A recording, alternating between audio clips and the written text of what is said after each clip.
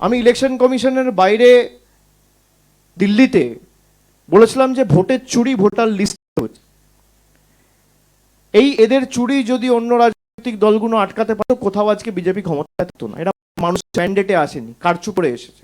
এই কারণেই এসআইআরকে আমরা বলেছিলাম সাইলেন্ট ইনভিজিবল রিগিং, চুপি চুপি ভোটের কারচুপি। 6 তারিখ মেট্রো চ্যানেলে মমতা বন্দ্যোপাধ্যায় নিজে এই নিয়ে প্রতিবাদ কর্মসূচি নিয়েছে। তিনি অবস্থান বিক্ষোভ এবং ধর্নায় দুপুর 2টো থেকে নিজে বসবেন, তারপরে পরবর্তী কর্মসূচি তিনি অ্যানাউন্স করবেন।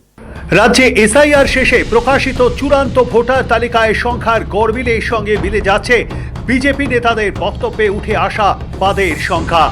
রবিবার সাংবাদিক বৈঠকে সেই সমস্ত বক্তব্যের ভিডিও দেখিয়ে রীতিমতো অঙ্ক কষে বুঝিয়ে দিলেন তৃণমূল কংগ্রেসের সর্বভারতীয় সাধারণ সম্পাদক অভিষেক বন্দ্যোপাধ্যায়। নির্বাচন কমিশনকে তোপ থেকে তার অভিযোগ টার্গেট অনেক আগেই সেট হয়ে গিয়েছিল, বিজেপির নেতারাই তা করে দিয়েছিলেন। সেই মতো চূড়ান্ত ভোটার তালিকা থেকে নাম বাদ দেওয়া হয়েছে। এই কমিশন হচ্ছে বিজেপির সহকারী সংস্থা।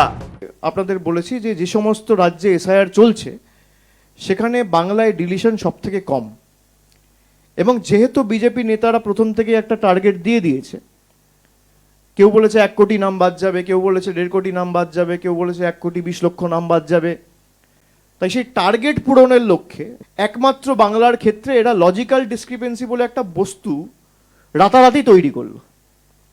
তৈরি করে 1,20,00,000 মানুষকে লজিক্যাল ডিসক্রিপেন্সির নামে ঢুকিয়ে দিল। টার্গেট অনেক আগে সেট করে দেওয়া হয়েছে। এই অপদার্থগুলো তো বিজেপি নেতাদের 200 টার্গেট পার করতে পারে না। টার্গেট অনেক আগে সেট হয়ে গেছিল। আমরা কেন বলেছিলাম যে যখন বেরোবে আপনারা মিলিয়ে নেবেন যে আলটিমেটলি এই নির্বাচন কমিশন, দেশের জাতীয় নির্বাচন কমিশন হচ্ছে বিজেপির সহকারী সংস্থা। বিজেপির অঙ্গুলি হেলনে জ্ঞানেশ কুমার চলছে। আপনি আমার বিরুদ্ধে মামলা করুন, আমি লড়ে নেবো, আমার রাইট হবে তো, আমি সুপ্রিম কোর্টে গিয়ে নিজে লড়াই করতে পারবো। আপনি করুন না, আমি একাধিক প্রমাণ দিয়ে দেবো। নাম থাকার পরেও, ম্যাপিং হয়ে যাওয়ার পরেও যদি আপনি ডিলিট করেন, আপনি মিটিংয়ে যেগুলো বলেছিলেন জ্ঞানেশবাবু, সব কিন্তু তৃণমূলের হাতে রয়েছে। প্রকাশ্যেও আনবো, সুপ্রিম কোর্টেও জমা দেবো। ওয়ার্ন করে দিয়ে গেলাম আজকে। শনিবার বাংলায় প্রকাশিত হয়েছে চূড়ান্ত ভোটার তালিকা। কম বেশি 64 লক্ষ মানুষের নাম বাদ পড়েছে। সেই সঙ্গে বিচারাধীন বা অ্যাডজুডিকেশনের আওতায় নাম রয়েছে 60,06,675 জনের। সব মিলিয়ে সংখ্যাটা 1,24,00,000 আশপাশে।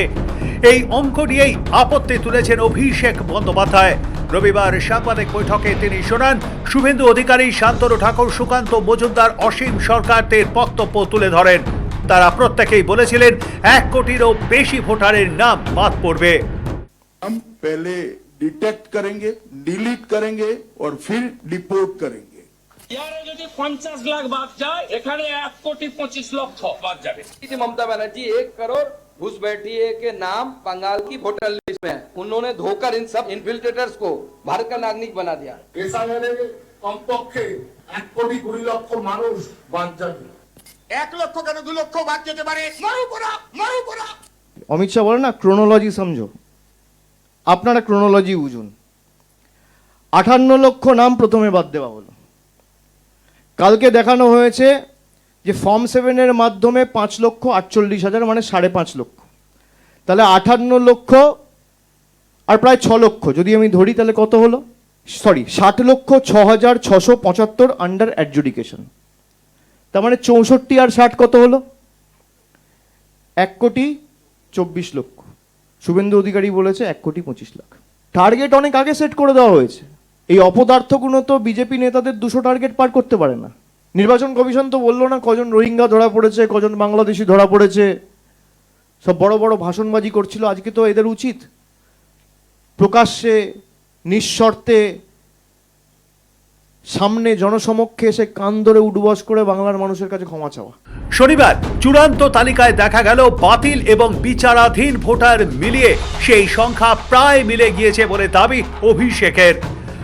অভিষেক অভিযোগ করেন নির্ধারিত সময়সীমা পেরিয়ে যাওয়ার পরেও ফর্ম 7 ব্যবহার করে ভোটারদের নাম তালিকা থেকে বাদ দেওয়া হয়েছে। এই নিয়ে নির্বাচন কমিশনকে সরাসরি তোপ দেখেছেন অভিষেক বন্দ্যোপাধ্যায়। সময়সীমা পেরিয়ে যাবার পরেও ফর্ম 7 এর মাধ্যমে কিভাবে ভোটারদের নাম বাদ দেওয়া হলো তাই নিয়ে প্রশ্ন তুললেন অভিষেক বন্দ্যোপাধ্যায়। এবং 19th of January last date ছিল ফর্ম 7 জমা দেওয়ার ক্ষেত্রে। সেই যে বুলেটিনটা বেরিয়েছিল, সেই বুলেটিনটা বেরিয়েছিল 7:06 সকালে নয়, অর্থাৎ সারাদিন চলে যাওয়ার পরে, ওয়ার্কিং আওয়ার্সের পরে। 7:06 যে ফর্ম 7 এর সংখ্যা ওখানে ছিল 41,961। কালকে যে আপডেটটা ইস্যু করা হয়েছে সেখানে ফর্ম 7 এর ক্ষেত্রে সংখ্যা দেওয়া হয়েছে 5,46,053। তো এই 5 লক্ষ অ্যাডিশন হলো কোত্থেকে? এসআইআর এর চূড়ান্ত তালিকায় প্রায় 64 লক্ষের নাম বাদ দেওয়ার প্রতিবাদে আগামী 6 মার্চ ধর্মতলার মেট্রো চ্যানেলে ধর্নায় বসছেন মমতা বন্দ্যোপাধ্যায়। রবিবার সাংবাদিকের বৈঠকে এই ঘোষণা করেন অভিষেক বন্দ্যোপাধ্যায়। 6 তারিখ মেট্রো চ্যানেলে মমতা বন্দ্যোপাধ্যায় নিজে এই নিয়ে প্রতিবাদ কর্মসূচি নিয়েছে। তিনি অবস্থান বিক্ষোভ এবং ধর্নায় দুপুর 2টো থেকে নিজে বসবেন। তারপরে পরবর্তী কর্মসূচি তিনি অ্যানাউন্স করবেন। 6 তারিখ, আগামী 6 তারিখ মেট্রো চ্যানেলে, মানে প্ল্যানেট ইস্ট যেখানে মমতা বন্দ্যোপাধ্যায় অনশন করেছিলেন। নির্বাচন কমিশনকে সরাসরি তোপ দেখে অভিষেক বলছেন বিশ্বকাপ জয়ী ভারতীয় মহিলা ক্রিকেট দলের সদস্য রিচা ঘোষের নাম ভোটার তালিকায় বিচারাধীন হিসেবে রাখা হয়েছে। অভিষেকের কটাক্ষ, যদি জাতীয় দলের ক্রিকেটারের নামই তালিকায় না থাকে তবে তো ভারতের বিশ্বকাপটাই বিচারাধীন। ভারতের জন্য বিশ্বকাপ এনেছে দেশের মহিলা ক্রিকেট টিম, এবং যার অবদান সব থেকে বেশি বাংলার রিচা ঘোষ, তাকে দিয়ে দেওয়া হয়েছে আন্ডার অ্যাডজুডিকেশন। মনোজ আগরওয়ালের জন্য ছোটখাটো ব্যাপার। তাহলে ওয়ার্ল্ড কাপ ট্রফিটাও তো আন্ডার অ্যাডজুডিকেশন। তাদের ভোটাধিকার, মৌলিক অধিকার কেড়ে নেওয়া, খালি ভোট দেয়নি বলে বিজেপিকে। অভিষেকের বক্তব্য, সুপ্রিম কোর্ট বলেছিল অমীমাংসিত নামগুলি যাচাইয়ের জন্য বিচারপতিদের কাছে যাবে। 21 ফেব্রুয়ারির পর যেসব নাম জমা পড়বে সেইগুলো নিয়ে প্রশ্ন থাকবে। আগের ভোটারদের জটিলতার নিষ্পত্তি হয়ে গিয়েছে, সেই হিসেবে 14 লক্ষ নাম ছিল অমীমাংসিত। ইআরওরাও যতটা পেরেছেন সমাধান করে দিয়েছেন, কিন্তু কোন জাদু কাঠিতে এই 14 লক্ষ বেড়ে 60 লক্ষ হলো?